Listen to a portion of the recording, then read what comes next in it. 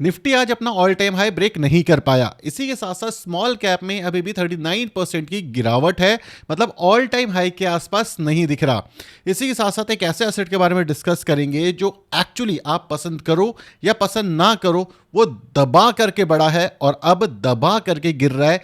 4 से लेकर के 10% के करेक्शंस एक एक दिन में हो रहे हैं। और ये एक ऐसा एसेट है, या तो ये आपको टॉप 1% में बना देगा या फिर आप इस पूरी रैली से छूट जाओगे। ये वही हाल हो जाएगा कि रोड के पास वाली जमीन बिक रही है जो अभी ऑथराइज नहीं है, लेकिन अगर ये ऑथराइज्ड हो गई तो लोग रातों रात करोड़पति बन जाएंगे। और अगर ये ऑथराइज नहीं हुई और गवर्नमेंट ने बोल दिया कि ये जमीन इलीगल है तो लोग रातों रात अपना पैसा खो सकते हैं। लेकिन ये लिमिटेड सप्लाई एसेट है, तो ये रिस्क क्या वर्थवाइल होगा अगर एक छोटी सी इन्वेस्टमेंट डाली जाए। और इसी के साथ साथ सेबी की एक रिपोर्ट भी आ रही है कि सिर्फ 9% इन्वेस्टर्स हैं जो कि एक्चुअली स्टॉक मार्केट में इन्वेस्ट करते हैं। और एफआईआई डीआई का भी एक अमेजिंग डेटा आ रहा है। सो मंडे के लिए पूरी तैयारी एक वीडियो के अंदर हम कर लेंगे। सो मेरा नाम है अभिषेक उपाध्याय, आप देख रहे हो कॉफी थिंकर्स। अगर आपको लॉजिकल प्रैक्टिकल वीडियोस पसंद है तो ये चैनल आपके लिए, प्लीज सब्सक्राइब कर देना, नए हो और पुराने हो तो लाइक कर देना। मैं देख रहा हूं लाइक कम हो रहे हैं, जल्दी जल्दी लाइक कर दो। शुरू करते हैं वीडियो। तो सबसे पहले शुरुआत करते हैं निफ्टी स्मॉल कैप 250 से कि क्या हमें इसको बेच देना चाहिए और बेच करके लार्ज कैप में शिफ्ट कर देना चाहिए। ये क्वेश्चन सिर्फ इस वजह से उठ रहा है क्योंकि इस समय पे जो निफ्टी स्मॉल कैप 250 है वो 10% डाउन है अपने ऑल टाइम हाई से, जहां पे जो निफ्टी है वो अपना ऑल टाइम हाई के आसपास होवर अराउंड कर रहा है। यहां पे एक और चीज आपको नोट करनी पड़ेगी कि यहां पे एक बहुत अच्छा पैटर्न बन रहा है। वो पैटर्न में आकर के आपको थोड़ी देर में समझाऊंगा और इस पैटर्न के कैसे फायदे उठा सकते हैं इसके बारे में भी डिस्कस करेंगे। सबसे पहले बात करते हैं वैल्यूएशंस की। अगर हम वैल्यूएशंस पर्सपेक्टिव से देखिए तो 26.9 का वैल्यूएशन मिल रहा है, मतलब पीई। एक साल का जो पीई है वो 31.8 का है, मतलब उससे तो कम में है। 3 साल का पीई यहां पर आप देख सकते हो 28.4, उससे ज्यादा है। 5 साल का पीई 28.9 और 10 साल के पीई के अंदर 30 का एवरेज मीडियन पीई आपको देखने को मिल रहा है। सो नेट अगर हम वैल्यूएशन पर्सपेक्टिव से बात करें, सो एज ऑफ नाउ मतलब 10% के डिस्काउंट के बाद ये जो वैल्यूएशंस हैं ये एक रीजनेबल वैल्यूएशंस हैं। यहां पे कोई भी एक्स्ट्रा ओवर वैल्यूड इंडेक्स नहीं है ये, मतलब स्मॉल कैप के म्यूचुअल फंड भी ओवर वैल्यूड नहीं होंगे मेजॉरिटी ऑफ द केसेस में। सो ये जो म्यूचुअल फंड है, ये जो सेक्टर है, इसके अंदर आपकी नजरें जरूर होनी चाहिए। अब मैं ऐसा क्यों कह रहा हूं और इसमें इन्वेस्ट करने के 2 सही तरीके बताता हूं मैं आपको। 2 चीजें यहां पे आप कर सकते हो। सबसे पहली चीज, यहां पे जो रिकवरी आई है और there is a high chance कि ये जो रिकवरी है ये अब अप ट्रेंड के अंदर धीरे धीरे करके मूव करेगी। पहली चीज ये है। लेकिन क्या ये ओवरनाइट कर जाएगी? नहीं भाई, ओवरनाइट यहां पे कुछ नहीं होने वाला। यहां पे आपको टाइम लगेगा, कम से कम आपको 1 साल देना पड़ेगा, क्योंकि अभी जो लार्ज कैप है वहां पे एफआईआई का जो इंटरेस्ट है वो थोड़ा सा ज्यादा है। सेकंड चीज, हमारी जो इकोनॉमी है इसके अंदर जो लार्ज कैप की कंपनीज हैं पहले वो भागेंगी, उनके रेवेन्यूज अच्छे आएंगे, और जैसे जैसे उनके रेवेन्यूज अच्छे आएंगे वैसे ही वैसे स्मॉल कैप के रेवेन्यूज अच्छे हो जाएंगे। So there is a high chance कि अब आपको 2026 के अंदर स्मॉल कैप भागता हुआ मिल जाए। अगेन यूएस की बात हम करने वाले हैं, तो इसके लिए पूरी वीडियो जरूर देखना। अभी जो स्मॉल कैप है ये काफी अट्रैक्टिव हो जाता है जब रेट कट होता है, क्योंकि यहाँ पे एक्सपेंशन बहुत ज्यादा अच्छा आता है। सो स्मॉल कैप की कंपनियां जो कि एक डिसेंट वैल्यूएशन के आसपास है, ये डेफिनेटली आपकी नजरों में होनी चाहिए, क्योंकि अब टाइम आ चुका है कि जब ये कंपनीज आगे चल करके रैली दे। अब बात करते हैं अगर इंडेक्स की। सो इंडेक्स में एक बहुत अच्छा पैटर्न आपको दिखता है जिसके बारे में मैं हमेशा बात करता हूं सिंपलेस्ट वे ऑफ इन्वेस्टिंग के अंदर, कि आपको सिर्फ ये पैटर्न ढूंढना है कि ये हमारा रेजिस्टेंट एंड सपोर्ट पैटर्न है हमारा, ठीक है। सिर्फ ये पैटर्न्स हमें यहाँ पे ढूंढने हैं। इसके अंदर अगर आप देखोगे तो ये जो इंडेक्स है ये बार बार यहाँ पर आकर के सपोर्ट लेता है, जो कि है हमारा 16,834 के आसपास। यहाँ पर आप देखोगे सेकंड बार इसने टच किया, थर्ड बार टच किया, देन फोर्थ बार टच किया, देन फिफ्थ बार टच किया। सो यहाँ पे बहुत ज़्यादा हाई चांसेस हैं कि मंडे या फिर ट्यूसडे के अंदर ये जो इंडेक्स है ये थोड़ा सा अप मूव दिखे। यहाँ पे कितना अप मूव दिख सकता है? यहाँ पे मिनिमम अप मूव 3% के आसपास का दिख रहा है और maximum up move as of now 5% के आसपास का दिख रहा है।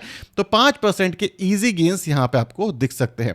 रिस्क रिवॉर्ड रेशियो यहां से अगर हम बात करें तो मैक्सिमम जो गिरावट दिखती है वो है 4% के आसपास की, बट ये बहुत ही अनलाइकली है क्योंकि एक मेजर सपोर्ट है। अगर ये इसको तोड़ गया मतलब इकोनॉमी के लेवल पे कुछ खराब होगा, सिर्फ ये तभी तोड़ेगा, अदरवाइज बहुत आसानी से ये नहीं तोड़ना चाहिए। तो स्मॉल कैप 250 मेरे पर्सपेक्टिव से शॉर्ट टर्म के लिए तैयार है, शॉर्ट टर्म के एक स्विंग के लिए अच्छा दिख रहा है, कुछ टाइम में आता हुआ दिख सकता है। और इसी के साथ साथ लॉन्ग टर्म पर्सपेक्टिव से अब जो वैल्यूएशंस हैं ये थोड़ी सेंस बना रही है। इंडियन मार्केट की बात करें तो इंडियन मार्केट में ऐसा कोई बुरी खबर नहीं है, इंडियन मार्केट के हिसाब से अच्छी खबर है। अगर मैं बात करूं सेबी की नई सर्वे की, तो जो सेबी का नया सर्वे आया वो बहुत अमेजिंग था। तो सेबी के सर्वे में निकल के आया कि 63% इंडियन हाउस होल्ड अवेयर हैं स्टॉक मार्केट से, चाहे वो म्यूचुअल फंड के थ्रू हो, ईटीएफ के थ्रू हो, चाहे किसी और तरीके से, लेकिन सिर्फ 9.5% लोग स्टॉक मार्केट में इन्वेस्ट करते हैं। अब इस सर्वे के अंदर बहुत अलग अलग डिटेल्स आई, वो डिटेल समझते हैं ताकि मजेदार चीज आपको समझ आए। ये सर्वे कंडक्ट कराया गया था एएमएफआई, एनएससी, बीएससी, एनएसडीएल, बाकी अलग अलग कंपनीज के थ्रू, जहां पे 90,000 हाउस होल्ड अक्रॉस 400 सिटीज, जहां पे 1,000 विलेजेस को भी कवर किया गया था। सो बेसिकली सर्वे के अंदर अवेयरनेस और पार्टिसिपेशन की बात हुई कि 63% मतलब 213 मिलियन हाउस होल्ड अवेयर हैं, लेकिन अभी इन्वेस्ट नहीं करते mutual fund, ETF, share, FNO, REITs, InvITs, bond और एआईएफ के थ्रू। एक्चुअल जो पार्टिसिपेशन है वो 9.5% का है, मतलब 32.1 मिलियन हाउस होल्ड्स का है। अर्बन पार्टिसिपेशन जैसे दिल्ली एनसीआर हो गया, कोलकाता हो गया, चेन्नई हो गया, ये जो बड़ी सिटीज हैं यहां पे 15% के आसपास इन्वेस्ट करते हैं, मतलब हायर है, और रूरल के अंदर 6%, दिल्ली में 20.7%, गुजरात में 15.4% लीड करते हैं इन्वेस्टमेंट रेट, मतलब दिल्ली में सबसे ज्यादा पैसा इन्वेस्ट होता है। Only 36% of investor high or moderate knowledge showing a clear need for more financial education। सिर्फ, और ये सिंपल सा रीजन है इसके पीछे इन्फ्लुएंसर मेनली है, बिकॉज वो हमेशा कहते हैं कि यार 20 साल, तो भाई इंसान जब 20 साल के लिए आ गया तो वो कभी नॉलेज के बारे में काम नहीं करेगा, और किसी को भी पढ़ना लिखना पसंद नहीं है। सो जैसे ही लोग 20 साल का नाम सुनते हैं, पहले लोग आते हैं लेकिन वो इन्वेस्ट करना नहीं पसंद करते। क्यों? क्योंकि पहली चीज तो नॉलेज ही नहीं है, क्योंकि हवाई वाली बात होती है, और लोग इसी वजह से ज्यादातर लोग पैसा खो भी देते हैं। अगर हम इंडियन इन्वेस्टर्स के बिहेवियर की बात करें तो 80% of Indian house hold prefer capital preservation, मतलब ज्यादातर लोग रिस्क नहीं लेना चाहते, रिस्क अवर्स माइंडसेट के साथ आते हैं। इवन जो जेंजी हैं 79% इन्वेस्टर्स लो रिस्क इंस्ट्रूमेंट्स को प्रेफर करते हैं। अब लो रिस्क इंस्ट्रूमेंट का मतलब हो गया एफडी, आरडी, इवन जो म्यूचुअल फंड है यहां पर भी लोग आते हैं, लेकिन यहां पर भी लोग आकर के ये बोल देंगे कि भाई मेरे को रिस्क कम चाहिए, मेरे को रिटर्न ज्यादा चाहिए। इसी वजह से जब स्मॉल कैप 30-40% गिरता है, ज्यादातर इन्वेस्टर्स गालियां देके भाग जाते हैं अपने एडवाइजर को या जिस चैनल को फॉलो देख रहे होते हैं, क्योंकि उन्हें ये समझ नहीं आता कि भाई ये लो रिस्क नहीं है, यहाँ पे रिस्क आपको हाई मिलेगा। लो रिस्क चाहिए आपको, फ्लेक्सी कैप, मल्टी कैप मिलेंगे, लेकिन वहां पर रिटर्न्स कम है, तो इसलिए लोग यहाँ पे नहीं जाना चाहते। और equity already high risk investment वाली कैटेगरी में आता है। एक चीज यहाँ पे आपको देखनी पड़ेगी, क्योंकि यहाँ पे आपको इन्वेस्टिंग अपॉर्चुनिटी दिख रही है। 22% of non investor who know about security products plan to invest within the next year, मतलब 22% लोग जिनको पता है लेकिन इन्वेस्टर नहीं है, वो इन्वेस्ट करने वाले हैं। मोतीलाल फाइनेंशियल्स हो गए, इनकी जो सर्विसेज है वो बढ़ेगी, इनके रेवेन्यूज बढ़ने की उम्मीद है। तो अगर आप ऐसा कोई कैटेगरी देख रहे हो ना जो 20 साल तक लगातार चलती रहे, HDFC, AMC, Nippon financial, Motilal financial, ये कुछ ऐसे स्टॉक्स हैं जो अगले 20-22 साल तक चलते रहेंगे, क्योंकि अभी की डेट में ये इंडस्ट्री काफी तेजी से ग्रो कर रही है। तो अगर कोई लॉन्ग टर्म इन्वेस्टर है जो चाहता है ऐसे इंडस्ट्री में इन्वेस्ट करूं जहां पे अभी सनराइज हो रहा है, तो फाइनेंशियल मार्केट एक ऐसी सर्विसेज है जो इंडिया में बढ़ रही है। अभी भी 91% लोग हैं जो इन्वेस्ट करेंगे। अब यहाँ पे डिबेटेबल क्वेश्चन है कि भाई 80,000 लोगों को तो राशन ही दिया जाता है, ठीक है, चाहे वो बच्चे हों, चाहे वो बुजुर्ग हों, चाहे वो लोग हैं जो काम नहीं कर पाते।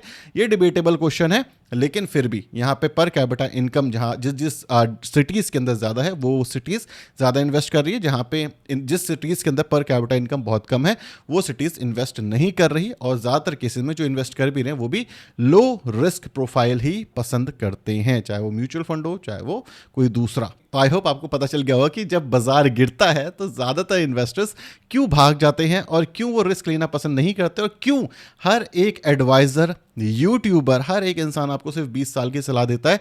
बिकॉज एज अ इंडियन हम रिस्क लेना ही नहीं चाहते। ज्यादातर लोग पैसा इसलिए भी नहीं बना पाते क्योंकि 2-3 साल तक उन्हें लगता है एफडी के अंदर तो 7% या 6% फिक्स रिटर्न मिल रहे हैं, और म्यूचुअल फंड में तो 3 साल तक रिटर्न ही नहीं दिखते। सीरियस बात है, रिटर्न नहीं दिखते, बिकॉज कंपाउंडिंग इनिशियल 5 साल तक आपको फील ही नहीं होगी। इनिशियल 5 साल आप कंपाउंडिंग को फील ही नहीं कर पाओगे। 5 साल के बाद जो कंपाउंडिंग है वो आपको सीरियस रिजल्ट दिखाना शुरू करती है। लेकिन ये भी देखा गया कि ज्यादातर लोग इन्वेस्टेड रह ही नहीं पाते 5 साल, क्योंकि 5 साल में मार्केट 2 बार तो नीचे गिर जाएगी, 3 बार ऊपर जाएगी, जो पैसा है वो नेट जीरो ग्रोथ दिखेगा। तो लोग बोलेंगे स्टॉक मार्केट बेकार है, स्टॉक मार्केट में पैसा नहीं बनेगा, ना कि वो अपने आप को एजुकेट करेंगे। ठीक है, तो अगर आप एक म्यूचुअल फंड इन्वेस्टर या स्टॉक मार्केट इन्वेस्टर, तो ये चीज आपके दिमाग में होनी चाहिए कि भाई आपके आसपास ज्यादातर लोग इन्वेस्ट करते नहीं है या फिर इसे ये गैम्बल मानते हैं। अब बात करते हैं FIDI के डेटा के बारे में, अगर हम FIDI की डेटा की बात करें तो इस महीने जो FII हैं उन्होंने 12,000 करोड़ के आसपास की सेलिंग करी है। अगर हम देखें तो ओवरऑल सितंबर में 35 की करी थी, अगस्त में 46 की करी है, और इस महीने अभी तक यहाँ पे हो गया। लेकिन धीरे धीरे आप देख सकते हो यहाँ पे जो बाइंग है वो वापस आ रही है FII की। तो नेट नेट कोई बुरी बात नहीं है, अच्छी बात है। वहीं पे अगर हम DIS की बात करें तो यहाँ पे बहुत सारा पैसा DIS ने डाला है, जो कि इन म्यूचुअल फंड वाले लोग हैं। तो अगर यहाँ पे जो हमारे इन्वेस्टर्स हैं वो सिर्फ थोड़ा थोड़ा पैसा डालना शुरू करें, हमारे जो 140 करोड़ की जनता है, तो DI का इन्फ्लो ही इतना ज़्यादा हो जाएगा कि मार्केट एक और बुल रन में आएगी। ठीक है, तो कोविड के बाद काफ़ी सारे लोगों ने अकाउंट तो खुलवाया था, लेकिन वो अकाउंट के अंदर पैसा ही नहीं डाल रहे, एक्टिव ही नहीं है। तो ये एक दिक्कत है इन्वेस्टर्स के लिए, स्टॉक मार्केट के लिए। इसलिए हम फॉरेन इंस्टीट्यूशन इन्वेस्टर्स पे काफ़ी ज़्यादा डिपेंड करते हैं। अभी सिर्फ 9.5 भारतीय हैं जो कि इन्वेस्ट कर रहे हैं। सोचो अगर 50% हो गए तो भाई FII आए या जाए हमें कोई मतलब नहीं होगा, हम अकेले ही मार्केट को पूरा संभाल लेंगे। याद होगा आपको 2020 का समय, जब हर कोई कहता कि FII आने या जाने से फर्क नहीं पड़ता, इंडियन इन्वेस्टर्स ही काफ़ी हैं इस मार्केट को ऊपर करने के लिए। आई होप आपको ये चीज याद होगी। अब बात करते हैं नैस्डैक की, क्योंकि जो यूएस मार्केट है वहां पे तबाही चल रही है। और आप मानोगे नहीं, जिस हिसाब से यूएस मार्केट गिर रही है, यहां पे इंडियन होते तो यहां पे ब्लड बात कह कह करके परेशान हो गए होते। क्या हो रहा है यूएस मार्केट के अंदर? तो अगर हम यूएस मार्केट की बात करें, मतलब स्पेशली नैस्डैक की, तो कल नैस्डैक के अंदर करीब करीब 2% के आसपास की यहां पर आपको गिरावट देखने को मिली। और जो नैस्डैक है ये अपने ऑल टाइम हाई से आफ्टर लॉन्ग टाइम 8.29% के आसपास गिर गया है। और यहां पे याद रखना 5 ट्रिलियन वाली जो कंपनी है एनवीडिया, इसमें भी एक मेजर गिरावट आपको देखने को मिल रही है। अगर हम एनवीडिया की बात करें तो यहां पर भी आप देख सकते हो एक अच्छी खासी सेल ऑफ आपको देखने को मिला, उसके बाद छोटी सी बाइंग की वजह से यहां पे संभली, अदरवाइज ये तो बर्बाद हो गई थी कंपनी। अब बात करें बेसिकली यूएस में क्या हो रहा है, ये एकदम से जो मार्केट ऊपर जा रही थी गिरनी क्यों शुरू हो गई? जो यूएस की मार्केट है इसमें बड़े इन्वेस्टर्स ये चीज मान चुके हैं कि AI बबल है और हर इंसान अपना पैसा निकालने की कोशिश कर रहा है, क्योंकि जो रेवेन्यूज हैं वो इतने अच्छे नहीं है जितना ज्यादा वैल्यूएशन इन कंपनी का हो चुका है। तो बड़े बड़े जो इन्वेस्टर्स हैं वो अपना पैसा बेच रहे हैं यूएस से, और यूएस से निकल करके इंडियन मार्केट या इमर्जिंग मार्केट में जा रहे हैं, जहां पे अभी तक AI का इंपैक्ट नहीं दिख रहा। इसी वजह से यूएस की जो मार्केट है ये गिर रही है। बिग 7 कंपनीज में एक बड़ी सेल ऑफ देखने को मिल रही है।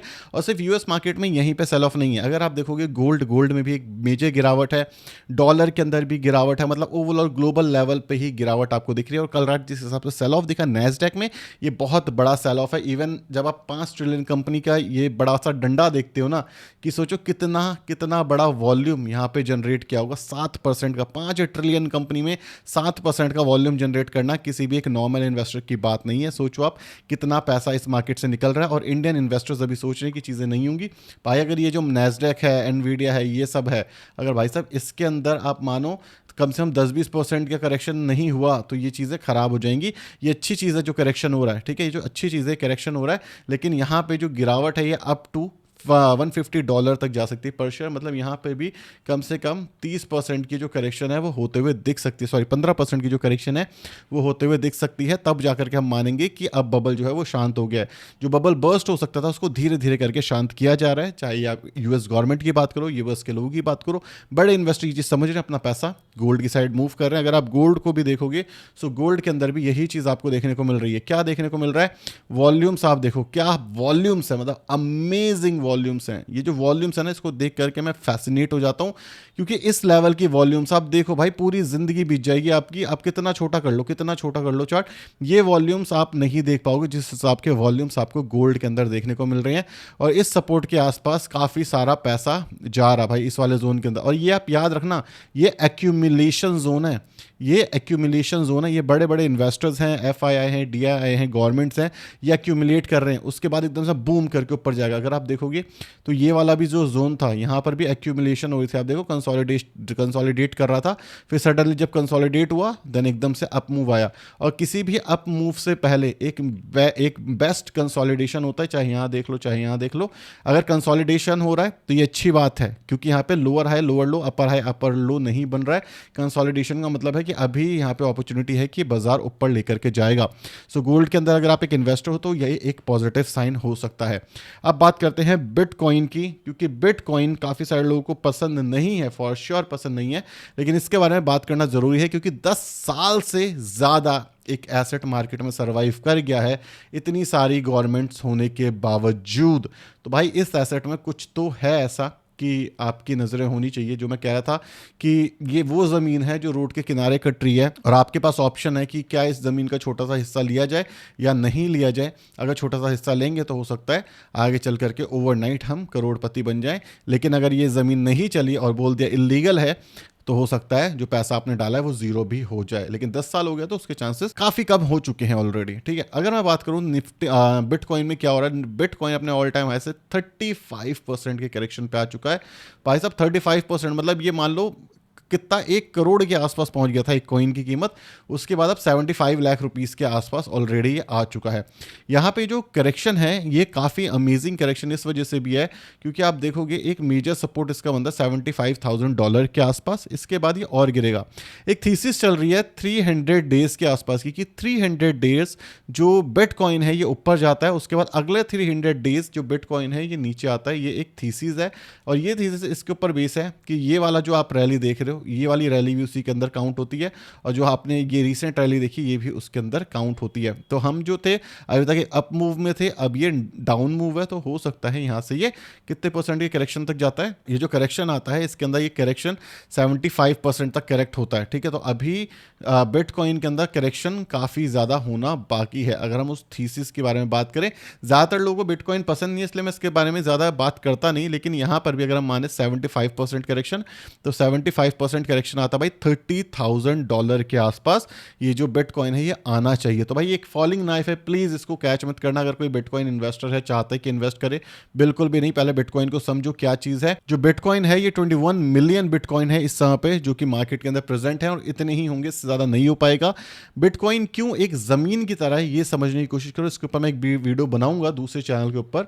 बिटकॉइन का मतलब है भाई इतनी बड़ी ज़मीन है और इसी के अंदर ये ज़मीनें कटेंगी। 21 मिलियन बिटकॉइंस हैं जो कि लोग ओन कर सकते हैं। अब 21 मिलियन बिटकॉइंस के अंदर से अप्रॉक्सीमेटली आप मानो 30% जो बिटकॉइन है वो माइन हो चुके हैं और वो खो चुके हैं, वो लॉस्ट है। ठीक है, इसके बाद बच्चे 70% बिटकॉइन जिसमें सभी काफ़ी सारे माइन नहीं हुए हैं। मान लो 10 से 40% जो बिटकॉइन है वो इस समय पे सर्कुलेशन में है। अब जो 30% खो गए हैं ये हार्ड ड्राइव के अंदर थे, हार्ड वॉलेट के अंदर से। ये जो 40% बिटकॉइन है इसके अंदर भी आप ये मानो ज़्यादातर जो बिटकॉइंस हैं ये बड़े इन्वेस्टर्स के पास है। ठीक है, बिग इन्वेस्टर्स, ETF हो गया, गवर्नमेंट हो गई, इन्होंने काफ़ी बिटकॉइंस होल्ड करे हैं। और सिर्फ 5 से 10% होगा जो एक रिटेल इन्वेस्टर के पास होगा, चाहे वो इंडिया का हो चाहे वो US का हो। और 21 मिलियन बिटकॉइन ग्लोबली है, मतलब आप बात करो पूरी दुनिया में जितनी जनता है उनके बीच में सिर्फ 21 मिलियन बिटकॉइन है।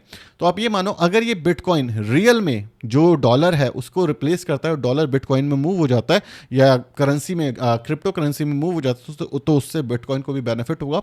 तो इस सिचुएशन में ये बिटकॉइन किस लेवल तक जा सकता है, पहली चीज़। दूसरी चीज़, ये आम आदमी की जो औकात है इसको भी तोड़ करके बाहर चला जाएगा। मतलब आम आदमी शायद इसको कभी अफोर्ड कर ही ना पाए।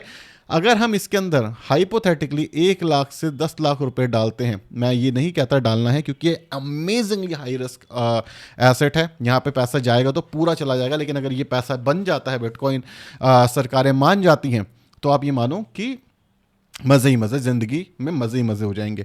तो अगर ऐसा कुछ होता है अगले 10-20 साल के अंदर, 40 साल के अंदर, जो डॉलर है वो हट जाता है पूरी तरीके से, डॉलर जो है हमारा वो कोलैप्स हो जाता है, तो ये जो बिटकॉइन की कीमत है ये आप मानो 10x से 100x तक जा सकती है। लेकिन अगर जो गवर्नमेंट्स हैं इन्हें बोल देते हैं कि नहीं भाई हमें बिटकॉइन नहीं चाहिए, हम अप्रूव नहीं करेंगे, तो ये ज़ीरो भी हो सकती है, जिसके होने के चांसेस बहुत ही कम अनलाइकली हैं। ये जो बिटकॉइन है इसको जब आप होल्ड करते हो तो एक हार्ड एसेट में वो होल्ड करना।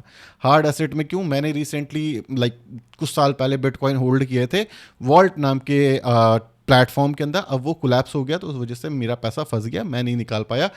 फिर उसके बाद हार्ड एसेट के अंदर कन्वर्ट करा है और हार्ड एसेट मैंने छुपा करके रखा है अपने पास। एक हार्ड एसेट एक वॉलेट की तरह होता है, पेन ड्राइव की तरह होता है, जहां पर आप क्या करोगे, पासवर्ड के थ्रू उसको प्रोटेक्ट करोगे और वो बिटकॉइन आप संभाल के रखोगे। जब भी आप चाहोगे प्लेटफॉर्म है वहाँ पर जाके आप उसे कैश करवा सकते हो। ये बिटकॉइन के क्या यूज़ केस हैं, क्यों बिटकॉइन चल रहा है, ये अगर आपको समझना है तो आप कमेंट कर देना, मैं आपको इसके ऊपर डेडिकेटेड वीडियो बना करके दे दूंगा। लेकिन बिटकॉइन एक ऐसी चीज़ है, या तो ये यहाँ से बहुत ऊपर जाएगी, एक एक्चुअली करेंसी बन जाएगी, बिकॉज ये डिसेंट्रलाइज आपको करके देगी। ठीक है, आपको कभी भी एक देश से दूसरे देश पैसा भेजना है तो कोई भी ऐसा चार्जेस नहीं लगेंगे जो नॉर्मली बैंकिंग सिस्टम में होता है। ट्रैकिंग बहुत कम है, तो लोग काफ़ी ज़्यादा यूज़ कर सकते हैं, इसके काफ़ी यूज़ केसेस हो सकते हैं और हैं जो कि आज के देश में, आज की दुनिया में यूज़ हो रहे हैं। इवन यूएस में काफ़ी सारे यूज़ केसेस हैं जो यूज़ हो रहे हैं। सो अगर आपको जानना है तो बता देना, मैं इसके ऊपर वीडियो बना दूंगा। लेकिन नेट ये एक ऐसा एसेट है जो आपकी नज़रों में फॉर श्योर होना चाहिए, चाहे आप इसे हेट करो, चाहे आप इसे पसंद करो, लेकिन आप इसे इग्नोर नहीं कर सकते।